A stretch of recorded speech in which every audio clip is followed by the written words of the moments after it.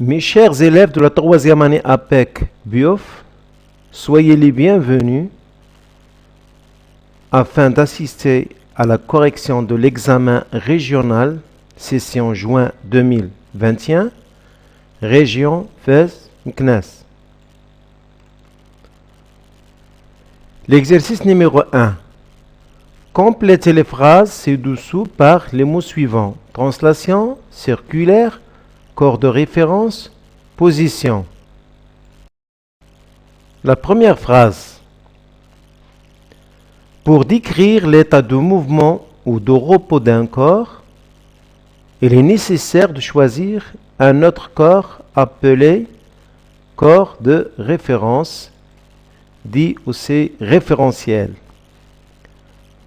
C'est-à-dire, si la position de ce corps change par rapport à ce corps, on dit que le corps est en mouvement. S'il ne change pas, elle est au repos. La trajectoire d'un point, d'un corps mobile est l'ensemble, bien sûr, des positions qu'elle occupe durant le mouvement. Un corps solide est en mouvement de, on a deux sortes de mouvements, soit de translation ou de rotation. Donc, un corps solide est en mouvement de si tout segment ou ces vecteurs reliant deux points de ce solide se déplacent en conservant la direction. Donc, le corps ici est en mouvement de translation. Lorsqu'un solide est en mouvement de rotation autour d'un axe fixe, chaque point de ce solide qui n'appartient pas à l'axe décrit une trajectoire, bien sûr, circulaire. C'est tous les points de ce solide décrivent des trajectoires circulaires autour des mêmes points, qui est l'axe de rotation.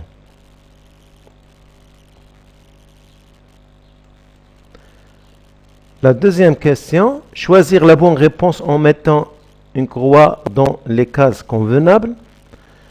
La vitesse moyenne est donnée par la relation. Donc la relation, c'est la vitesse égale la distance parcourue par le mobile sur le temps, mais pour parcourir cette distance. Donc V égale D sur T.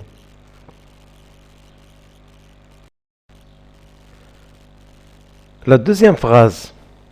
L'unité de la vitesse dans le système international est, revenons à la relation, on a V égale à D sur T, donc la distance pour la distance et la communauté internationale c'est le mètre, et le temps à communauté internationale c'est le seconde, donc mètre par seconde, donc on va choisir la première. La relation entre l'unité internationale de la vitesse et son unité usuelle est, c'est pourquoi si on prend, on a 1 mètre par seconde, elle correspond à 3,6 km par heure. Prenons par exemple ici 3,6 km, si on va la convertir en mètres, ça va donner 3600 heures. C'est 3600 secondes. Si on divise 3600 par 3600, ça va donner 1 mètre par seconde. Donc, pour passer des mètres par seconde au kilomètre par heure ou l'inverse, on va utiliser cette relation. L'unité de l'intensité de la pesanteur est, donc c'est le newton par kilogramme. La troisième question. Répondre par vrai ou faux aux affirmations suivantes. Si la vitesse augmente au cours du temps, on dit que le mouvement est uniforme.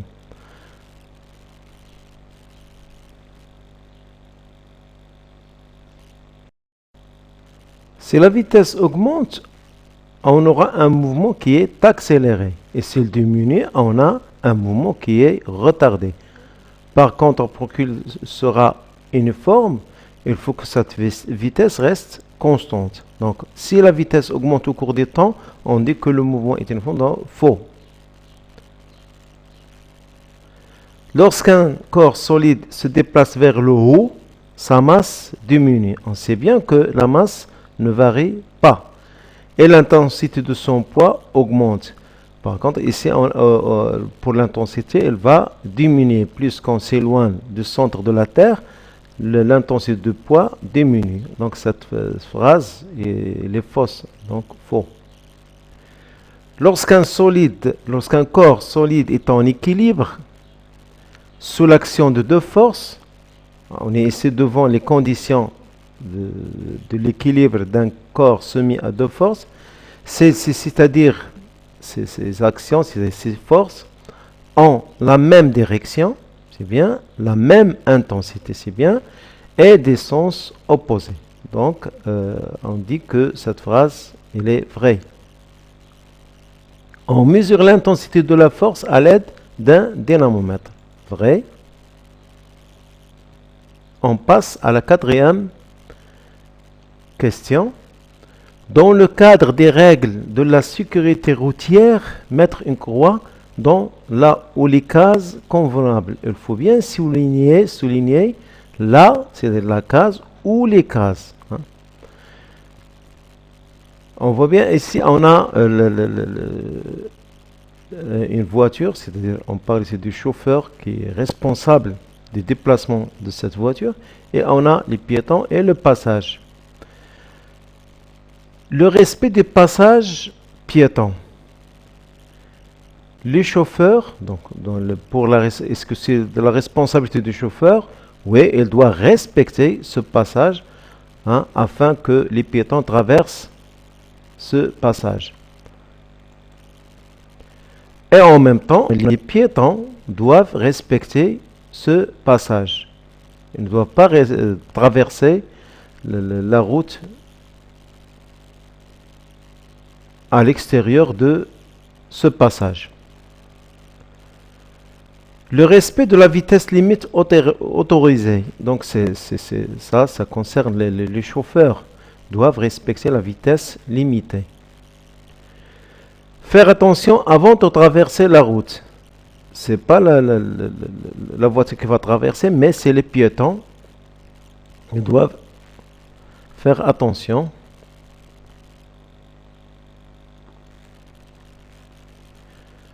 Lors de l'étude du mouvement d'une voiture jouée pour enfants, c'était une petite voiture, sur le plan incliné, le professeur a utilisé la technique de la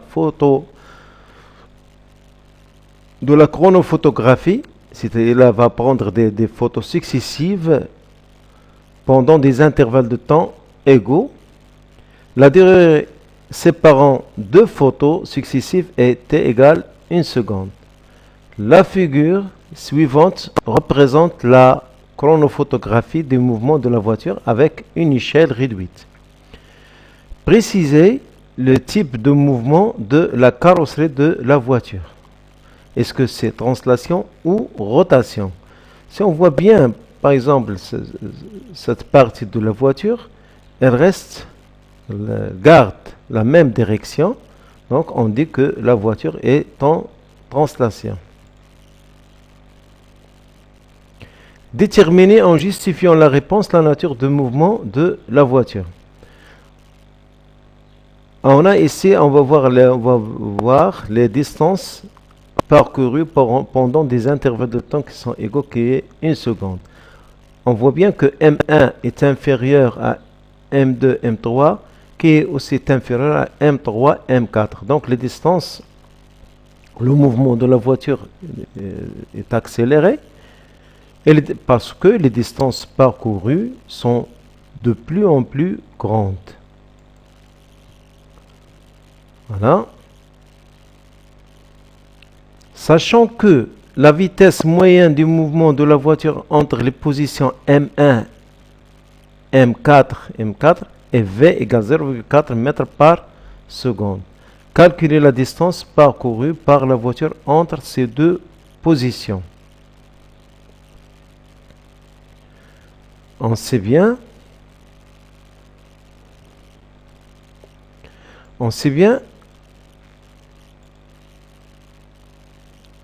que la vitesse moyenne égale d sur t. Ce qui est demandé ici, c'est pas la vitesse, mais c'est la distance. D'où d, on a d égale m1, m4. Et pour t, on a 3 fois, on a 3 intervalles de temps, donc 3t. D'où m1, m4. C'est la distance m1, m4 égale à la vitesse moyenne qui multiplie 3t. 3 fois t. Application numérique, la vitesse c'est 0,4 mètres par seconde. Et pour t c'est 1 seconde, c'est-à-dire 3 secondes ici.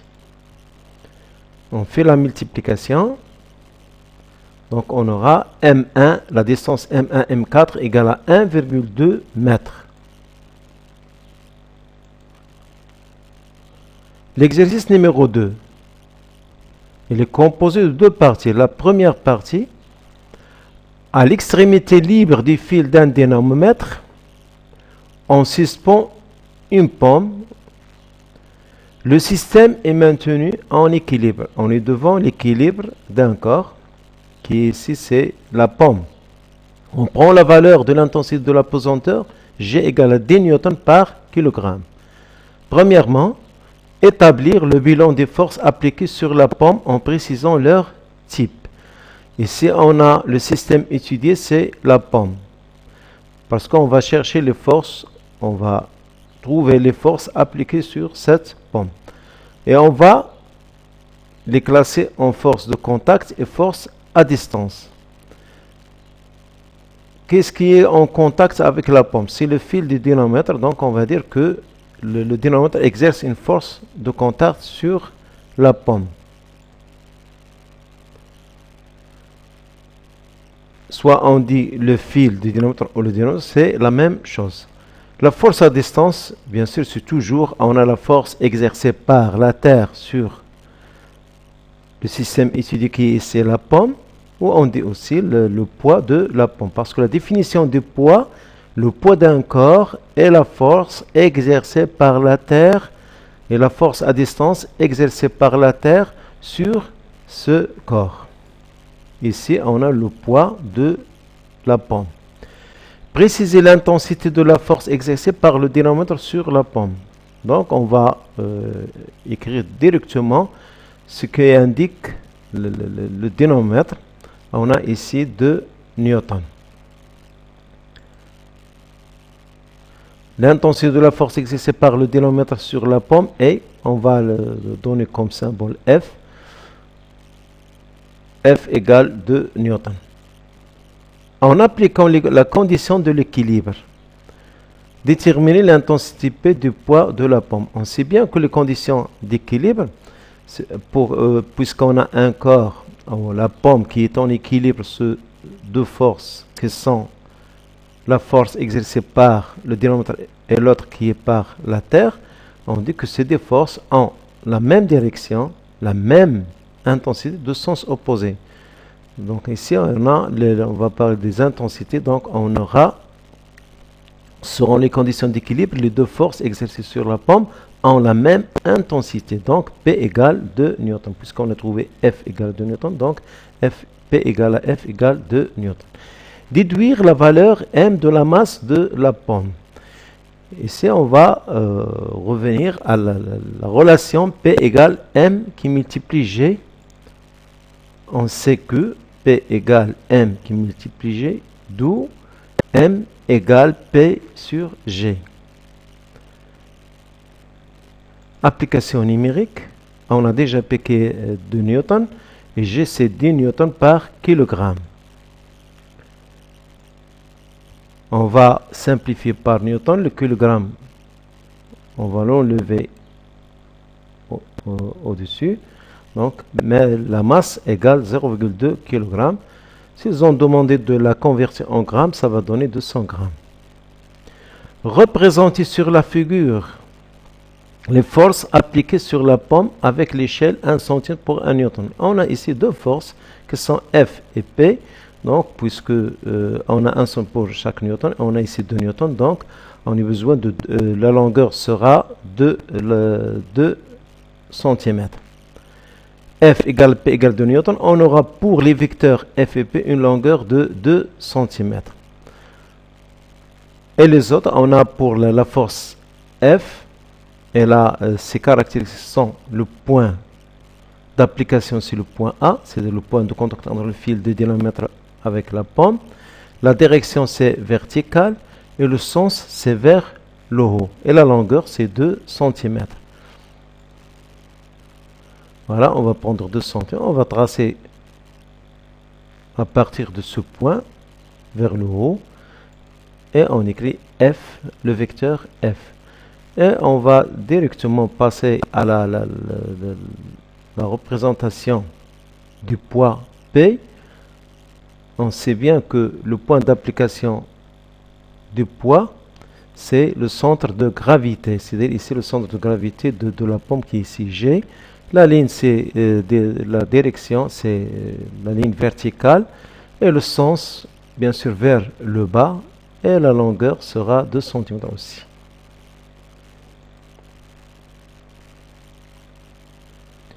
Et à partir de la figure, on voit bien que la pomme est en équilibre sous l'action de deux forces qui sont F, c'est-à-dire celle qui est exercée par sur la pomme, et P qui est le poids de la pomme. Ces deux forces ont la même direction, la même ligne d'action. Elles ont deux sens opposés, l'une vers le haut et l'autre vers le bas. Elles ont la même intensité parce qu'ils ont même longueur. La deuxième partie de l'exercice 2. Choisir la bonne réponse en mettant une croix dans la case convenable. L'expression de la loi d'Ohm est, la loi d'Ohm, c'est U égale R qui multiplie I.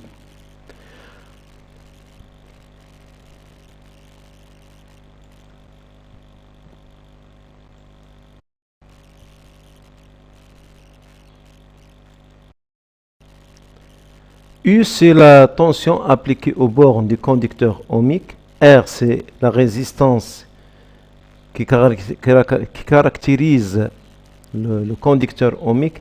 Et I, c'est l'intensité du courant qui traverse le conducteur ohmique.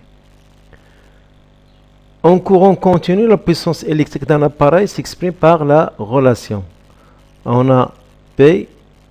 Donc on ne peut pas choisir P égale à R qui est multiplié parce que c'est la loi d'Ohm. Mais on a ici le choix entre ces deux. Donc pour la puissance, c'est P égale U qui multiplie I.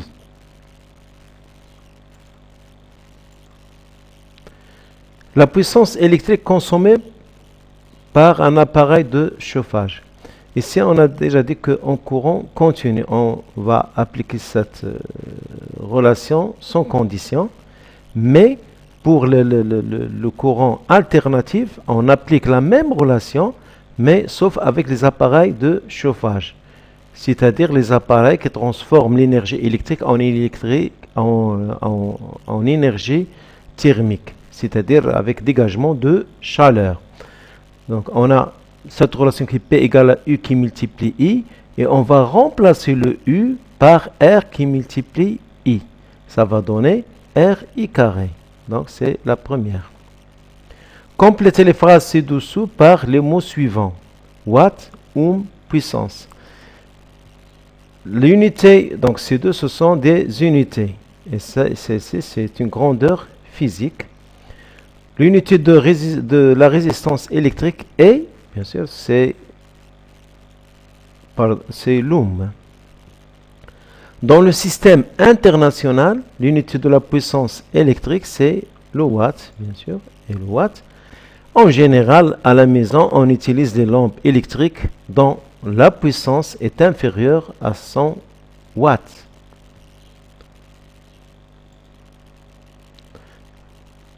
La suite de la deuxième partie.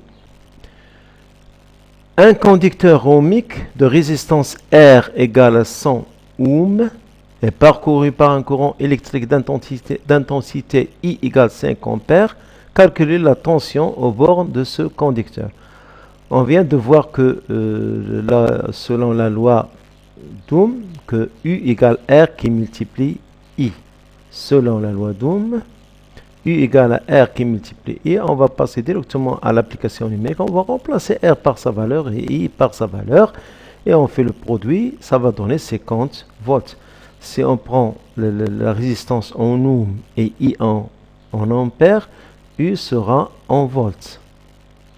Ce sont tous des unités internationales. Calculer la puissance électrique P consommée par le conducteur ohmique. Donc on a déjà vu dans la question précédente que P égale U qui multiplie I. On a déjà I et voilà, on vient de calculer U. On sait que P égale U qui multiplie I.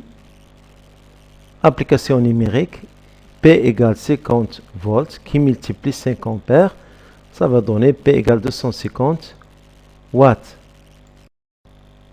Et pour ne pas risquer, si on n'est pas sûr de cette valeur, on peut utiliser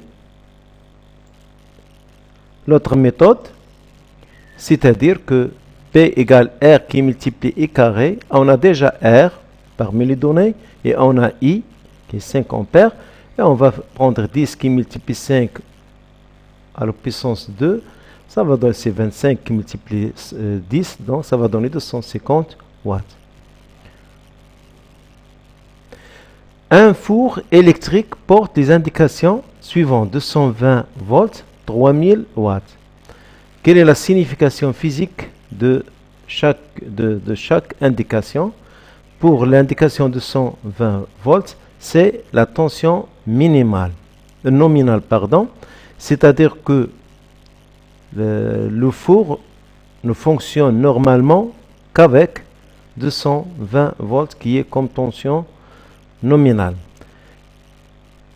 Et si on le fait fonctionner par cette tension, elle va consommer une puissance qui est 3000 watts. Donc 3000 watts, c'est la puissance nominale.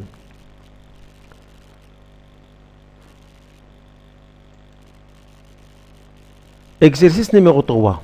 Lors de la présentation d'un exposé en classe, Mariam n'était pas convaincue de l'information présentée par Youssef concernant les valeurs de la masse et l'intensité de poids lorsqu'on change le lieu à la surface de la Terre. Mariam pense que la masse et l'intensité de poids d'un corps ne varient pas lorsqu'on change le lieu.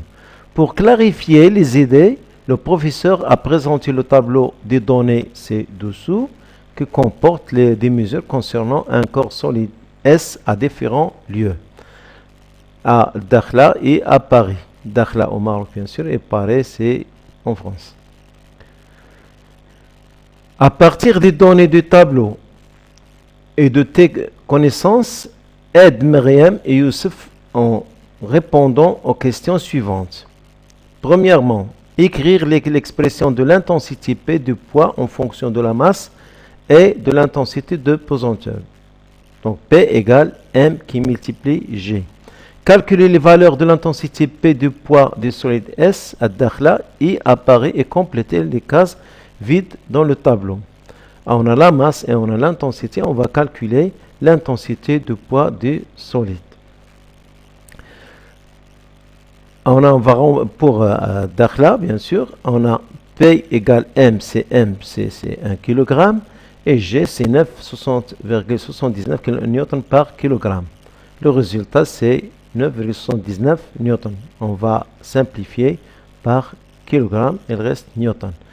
À Paris, on va l'amasser la même. Pour l'intensité de pesanteur sera 9,81. Donc le résultat c'est 9,81 newton. Et on voit bien qu'il y a que l'intensité varie, mais la masse ne varie pas dès le départ. On voit ça. Préciser en justifiant ta réponse la grandeur qui varie avec le lieu. Est-ce que c'est la masse ou l'intensité de poids? Bien sûr, la grandeur qui varie avec le lieu, c'est l'intensité de poids. Par contre, la masse ne varie pas. En déduire ce que pense Myriam est-il vrai ou faux? Myriam pense que la masse et l'intensité de poids d'un corps ne varient pas, mais on voit bien que, ce qui varie, c'est l'intensité. Ce que pense Myriam est faux.